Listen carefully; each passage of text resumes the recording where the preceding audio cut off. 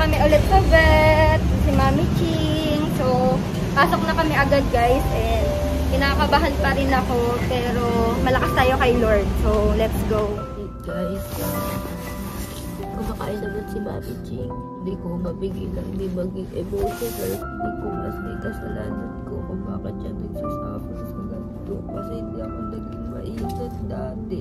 Pero nararamdaman ko gagaling talaga siya and lumalaban siya kasi kumakain na siya.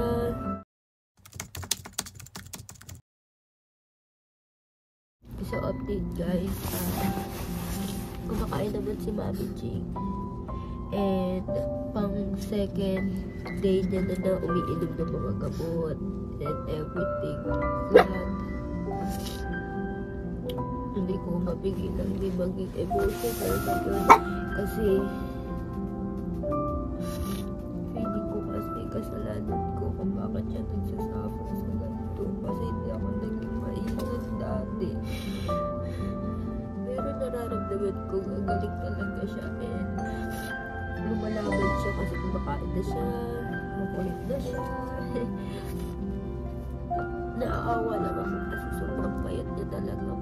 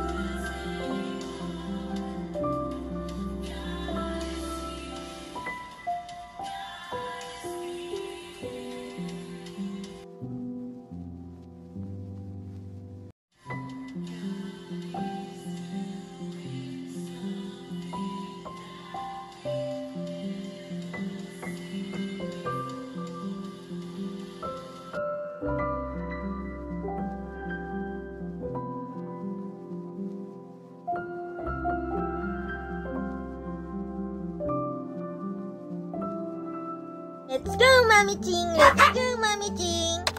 Let's go! Ang ganda na ng ice ni Mami Ching. Nabibilog na ulit ang ice ni Mami Ching. Tinrim ko lang siya ng konti para, di ba, ang haba kasi ng buhok niya. Ayan o, tinan nyo. Ang ganda na ng ice ni Mami Ching. Mami Ching! Ano na? Tignan nyo guys, pag tinawag kasi Mami Ching. Let's go! Let's go! Uy! Ang bilis na niya mag-respond, no? Oh, tas guys, alam nyo ba, yung ribs niya dito, nakapangkapa ako dito. Yung ribs niya dito, medyo ano na siya, hindi na siya ganun ka, yung buto-buto na kala mo masasaktan ka. Tingnan mo. Let's go, Mami Ching! Let's go! Let's go, Mami Ching! Let's go! Ay, tulog na ulit siya sa kanyang Chanel bed. Chanel bed yan eh. Oh, palit ka ng diaper. Na? Palit ka ng diaper na? Palit ka din diaper. Ganda. Kay Mami Ching lang to ah. Huwag nyo tong inaagawan. Kay Mami Ching lang to. Oh, kay Mami Ching lang. Grabe naman yan. Grabe naman dog food ni Mami Ching ah. Mami Ching, are you excited, Mami Ching? Mahirap naman buksan ang dog food ni Mami Ching. Yan. Ito guys, ang kanyang dog food, yung Royal Canin na renal or renal para talaga to sa kidney. So ito yung nireseta ng vet sa kanya. Mami Ching ah, dog food ma! Wow! Ang dami naman! So ayan guys, meron din siyang partner na wet food which is Royal Canin din na renal ako ng renal, baka mamaya mali ako. So ayan, dami naman dog food ni Mami Ching. Sana all! Wow! Sana all, Mami Ching! Wow! Ay! Saan ang paa niya? So So, ayan yung required na food sa kanya, guys, habang nagpapagaling siya. Plus, parang maintenance niya na din yan. Once na cleared na yung ano niya, yung blood chem niya, dapat ito pa rin yung food niya. So, sabi na ito. So, ayan. Ito, guys, is medyo pricey to, and lalo na to, guys. Ito ay nasa 1.6 ata, 1.62 kilo. Pero okay lang. Maging okay si Mami Ching. Patry natin yung dog food kay Mami Ching. So, ayan, try natin. Naka-ziplock pala siya, guys. Ayan, paamoy natin kay Mami Ching. Sana kainin. Ayan, nagre-resume. Wow! Kay Mami Ching lang yan, ha? Bawal kayong kumain ng ganyan sa buong buhay nyo. Bawal! Bawal! Okay? Bawal sa buong buhay nyo. Bawal! No! Nag-high five pa yung isa. No! Ay, susmahan! No! Kay Mami Ching lang yan! Wow! Good girl ni Mami Ching! So, ayan po, update. Kumakain na po si Mami Ching. O, kusa na din siyang kumakain kahit hindi ko subuan. Hindi ko na binabad yung food niya, guys. Kasi nga, para malesen din yung tartar niya. Kung makikita nyo, madilaw talaga yung ngipin niya. And one of the reason kung bakit nabibuild up yung mga tartar ng mga fur babies natin is kapag laging wet ang pinapakain natin. And alam niyo naman, laging wet ang pinapakain ko, diba? So, ayan. Thank you, Lord. Kumakain po ng kusa si Mami Ching. Ayan, gusto-gusto niya. Kasalukuyan pong nagpo-photoshoot ang dalawang mortal na magkaaway ngayon po ay magkabati na. O, diba? Ganda ng dalawa kong OG girls. O, si Mami Ching yan magpapatalo. Gandang bata, oh. Grabe, oh. Ay, parang manikin. Ay, pepeket pa. Gandang bata. Ang ganda naman ng hi mga kapucha! So, welcome sa aking panibagong vlog. And ang vlog na ito, guys, alam ko matagal nyo na itong inaantay dahil for today's video is ang update kay Mami Ching. Yes, babalik po kami sa vet ngayon kasi follow up, check up niya plus CBC niya ulit. So, yung CBC niya last week and CBC niya ngayon is ipagko-compare and titingnan kung ano nga ba ang improvement and hopefully we are praying na malaki yung improvement. And so, tara dahil on the way na kami sa vet. Ayan, as of now, nakabihis na po si Mami Ching. Napalitan na din natin ng diaper kasi kukuhanan siya ng blood and then on the way na kami agad sa vet. Mabilis lang ang CBC, guys. 5 to 10 minutes is meron ng result. So, mabilis lang kami sa vet. Nga ba ang ganap sa 1 week ni Mami Ching na nagpapagaling siya. How are you, Mami Ching? Wow, pretty ni Mami Ching, oh. Yan, punta na kami sa vet ni Mami Ching. Mami Ching! Dito tayo sa vet. Good girl to eh. Magiging maganda yung results nito. For sure, di ba? Diba, baby? Diba, baby? Here we go, but somehow I'm caught in the middle. Is this the end before we've even begun? Should I work against the flow? So, ayan, nandito na kami ulit sa vet. Si Mami Ching. So, pasok na kami agad, guys. And kinakabahan pa rin ako. Pero, malakas tayo kay Lord. So, let's go. Ano? Si Doc.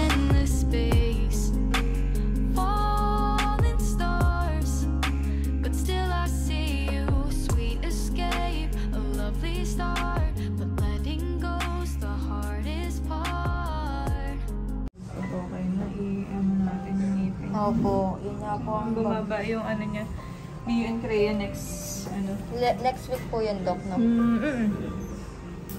Supplements yun. Mostly, kailangan lang laging din may intake ang water. Opo. Supplements yun. Tuloy lang yung mga na-reseta natin. Saka yung food. Okay po. Sure yung food ay... Ay, yung food niya po, if ever po na pagbalik namin is okay na yung BUNN, yung Crea niya po, pwede pa rin po ba continue yan? Yun ang advice dun. Tapos, kasi once na may history siya ng... ayun, kumbaga na po yung maintenance na food niya. Yung maintenance natin.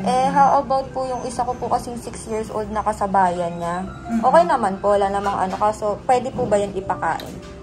Hindi talaga. Dapat kailangan po talaga yung... Specified kasi siya for mga may kidney disease. Okay po. So, kung sabihin natin, senior yung dog mo, tapos ayaw mo magkakaroon ng kidney disease, usually meron sila kasing certain food na pang senior, adult, so specified siya for anong age range. Okay po. 38.8. So, normal na. Ano po yun, no? Twice a day po yung 30 grams niya na dry. Kasi okay naman, bumigat naman siya. Opo. Pwede mo lang siguro pag in between, pwede ka mag-add ng vegetables, like yung squash, no? High burden. 8.8. Kasi busy na. So, konti lang kailangan natin. Namiting, kailangan masanay na natutunan ng dugo, ha? Kasi kailangan talaga natin i-monitor yung relax na. Para makakawa tayo na. Dito sa konti sa liwan. Hindi tayo. Malaki na. Mamiching.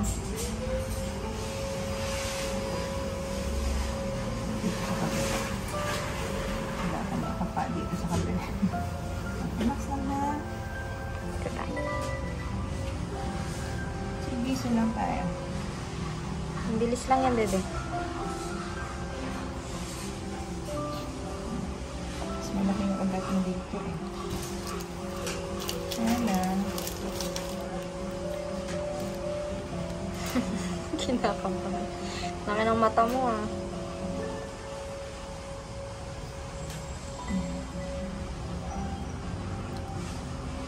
Ha? Pagbalikod.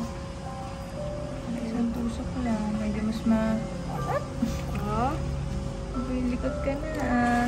Naku po, nakikipag-away na po pag lalapitan yung food niya.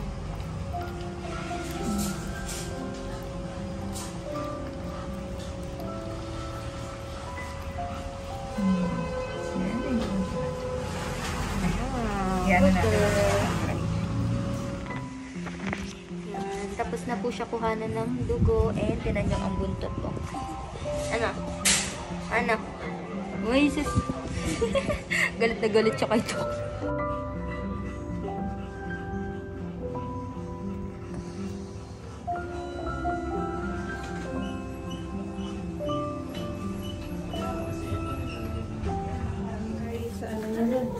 Ayan. So, hematocrit niya, may copy naman kayo. Ayan. So, yung last time, yung WBC count niya mataas. Indicates blood infection. So, from last time na 27.8, normal na siya. 14.9. So, stop na si amoxicillin. Okay po. Or, 1 week ba ngayon? Apo, sa Mamaya pa, mamayang gabi. mag-take pa po siya mamayang gabi. Then, last na po yun. Last na yun. Tapos, yung kanyang hematocrit, yun, kahit pa paano tumaas. No? At least po, nag-improve. Opo. Kasi ayaw natin yung pababa. Opo. Kasi once na bumaba pa to, sabi nga natin like 15. Tapos, most likely yun ay nagkakaroon na ng mas damage sa kidney. At the same time, hindi na nagpo-produce ng cells, no? Hematocrit. So, 23.7, 26. Yan, circulating blood. 9.2 hemoglobin niya, 8.4. Tapos, ito yung last time. So, 12 to 18. So, yun, medyo kalahati pa. Kailangan natin i-improve, ano? Doon sa ibang blood values, okay naman. Ayan. Ito bang mapa na may mapa? Good morning! So, ngayon is 6:53 AM time check. So, day 7 na ni Mami Ching sa pag-inom ng gamot. So, papakita ko sa inyo kung ano yung routine namin. Hindi ko na video yung mga nakaraan niyang pag-inom ng gamot kasi syempre, wala pa ako sa ulirat noon. Wala pa akong magpakita ng mga clip masyado kasi syempre nakafocus talaga kami kay Mami Ching. So ngayon papakita ko sa inyo kung ano routine niya sa pagpapainom ng gamot sa kanya every morning. So 6:15 AM yung first na inom niya ng gamot pero pang immune system lang yun. So no need na may food intake. So ngayon yung next na gamot na inumin niya is kailangan may food siya. So ngayon prepare natin yung food ni Mami Ching and papakita ko sa inyo kung gaano siya kagana kumain ngayon. So tara na kasi excited na din ako na makakain siya ngayong morning. So first is etong renal wet food niya. Ito yung reseta sa kanya ng vet. So this is for kidney talaga. So ito yung wet food na papakain natin kay Mami Ching. So, tina-transfer ko lang dito para yung tira is pwede nating i-ref. Ayan.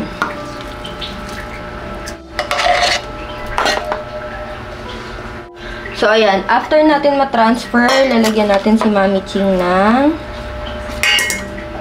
2 or 3. Kasi malakas na siya kumain ngayon, guys. Sobrang lakas niya ng kumain. Pera bata. Ay, hindi to sa... Charlie. Hindi to ito, bebe. And then, another diet. Ito naman yung dry food na kinakain niya. So, nilalagyan ko lang siya ng 3 kutsara. Actually, 2.5 lang to. Pero since malakas na kasi kumain si Mami Ching, dinadagdagan ko na. Sabi ni Doc, pwede naman ang dagdagan.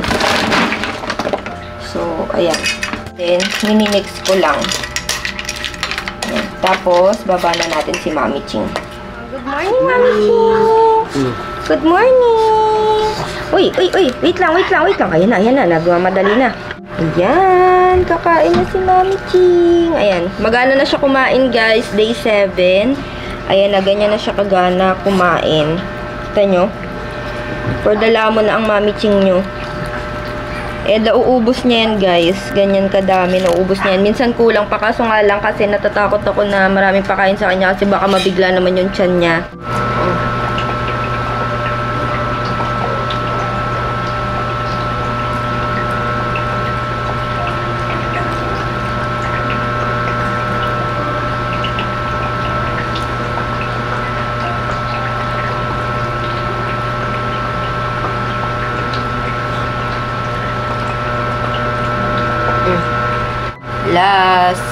Last one na, guys.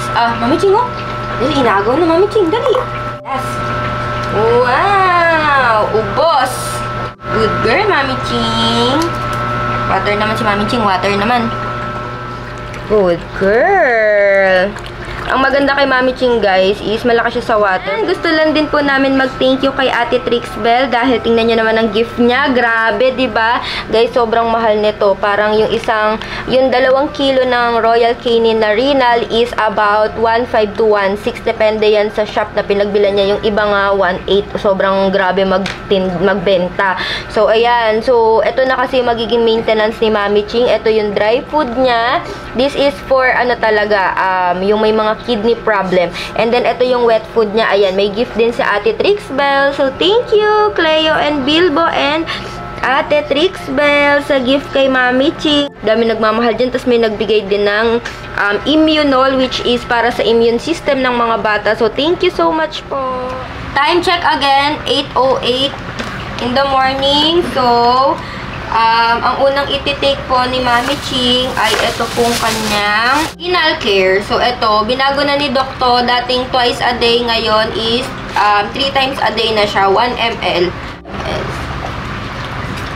Nak, hindi ito vitamins. Akala ni Kimchi vitamins.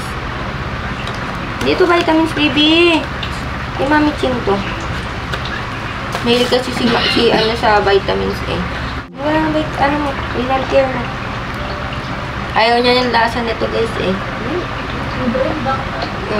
Ayan. Good girl. Good girl. Good girl, baby.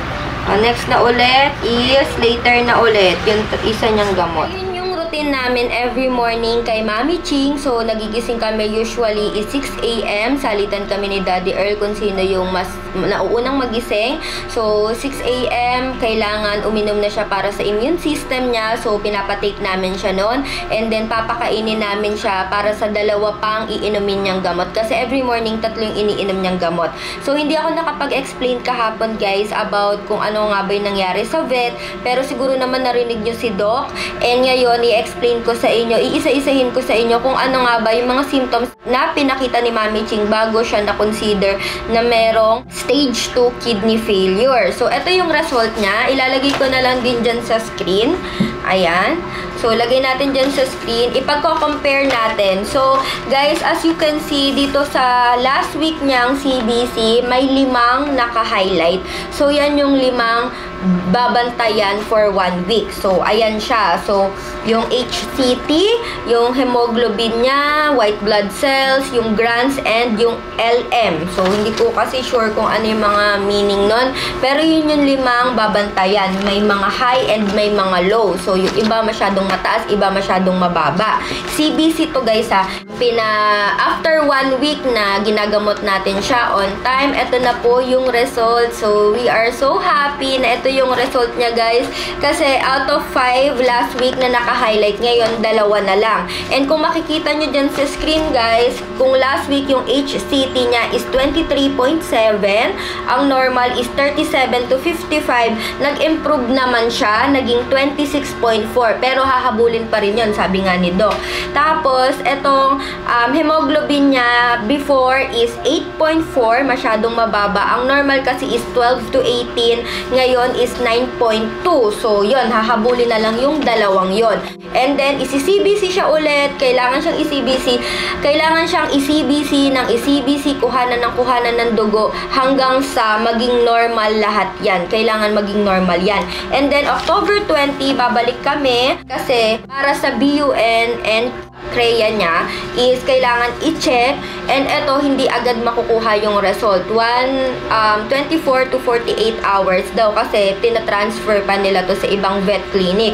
Kasi kapag eto yung kinuha namin, yung lahatan, masyadong mahal. So 1.5 ata to, 1.5. And ang binabantayan na lang naman sa kanya is yung BUN tsaka CREA niya. Kailangan, eto na lang yung kunin para mas makamura daw kami, sabi ni Doc. Sobrang bait ng vet namin guys sa Petrio, sa Sahod Ulan. Sobrang bait, sobrang, alam niyo yun, kasi may mga vet talaga na, ay sige, take mo yan, take mo yan, para lang, alam mo na. So, eto, sobrang, ano talaga siya, sobrang hands-on siya sa mga dogs. Naririnig ko kapag waiting kami, may inaasikaso siyang iba. Yun, so gusto ko lang din i-compliment si Doc doon kasi sobrang bait talaga ni Doc as in. So, lagi niyang kinakamusta din si Mami Ching. Huwag daw mag-hesitate na magtanong sa page nila kapag may mga gusto ko itanong kay Mami Ching. Bago matapos tong vlog na to guys, gusto ko isa-isahin sa inyo yung mga symptoms na pinakita ni Mami Ching bago ko siya sinugod sa vet, and na-consider siya na merong stage 2 kidney failure. So, iisa-isahin ko to sa inyo guys para if ever na may same symptoms na nararamdaman yung mga fur babies nyo, please, dali nyo na agad sila sa vet. Please, ipa-check up nyo na sila agad. So, number 1 na napansin ko kay Mami Ching is lethargic siya. As in, wala talaga siyang gana kumain. Parang gusto niyang kumain na parang ayaw niya, ganon. Aanguyin niya, pero pag susubuan niya, nakita naman niya sa previous vlog ko na talagang fino-force feed ko siya. Number 2 is wiwi siya ng wiwi. Literal guys, as in, maglalakad siya 3-5 hakbang uupo para magwiwi kahit wala na siyang mawiwi. Ganon siya. At number 3, sobrang panghin ng ihi niya. Kapag umihi siya dito sa buong bahay, literal, no joke, hindi to OA, alam na agad namin na umihi si Mami Ching kasi yung amoy ng wiwi niya is sobrang sakit sa ilong na sobrang panghi. Kaya't maya nga siya wiwi ng wiwi.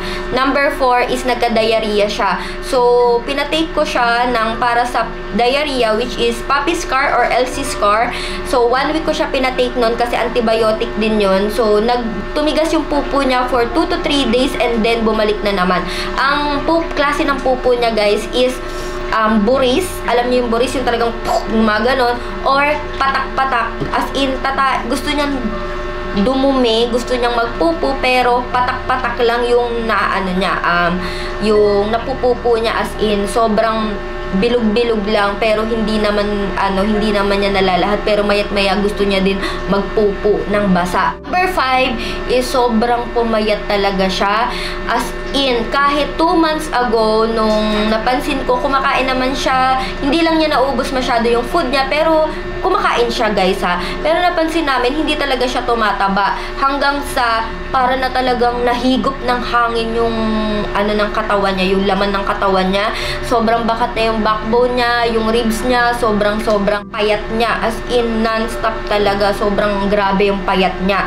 So ayun, yun yung 5 symptoms na napansin ko kay Mami Ching before. And kung tatanungin nyo naman ako, bakit po kaya nagka-kidney failure si Mami Ching? Again guys, sa previous vlog ko is na-explain ko na to. First 2 years kasi ni Mami Ching and ni Yuki, estudyante pa lang po ako noon. So, iniiwan ko sila sa bahay. Silang dalawa lang. And then, para sure ako na kumakain siya. Since picky eater kasi si Mami Ching, nung baby pa siya, nung first 1 year to 2 years niya, picky eater talaga siya.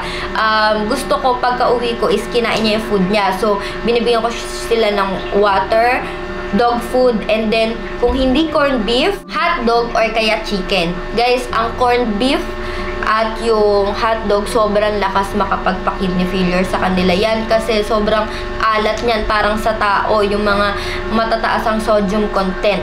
So, ayun guys, again, ito yung update kay Mami Ching. Mag-a-update ulit ako kasi again, babalik kami sa October 20. So, gusto ko lang din magpasalamat sa inyo guys sa lahat ng nagpe-pray para kay Mami Ching. Super nakaka-overwhelm. Yung mga nagpadala ng vitamins, animal health, PH, yung nagpadala ng unang wet food niya kay Miss Mara. Super thank you kay Ate Trix Bell na nagpadala ng wet and dry food. Thank you, and sa lahat na nag-pray, sa lahat ng ayun, concern at nagmamahal kay Mami Ching. Ito po ang good news ko sa inyo. So ayun guys, balikan ko kayo after a week kung ano naman ang update kasi ito ang pinakamahalaga, yung BUN and yung CRE, yung CREA niya and yung BUN niya. Yan ang pinakamahalaga. So update ko kayo ulit guys, and we are praying na clear na si Mami Ching and maging healthy na siya ulit para mapag-groom na natin siya ulit. So that's it guys. I hope you enjoyed this video and sana may natutunan kayo. Thank you so much sa prayers nyo. Yun lang. See you on my next vlog. Bye bye!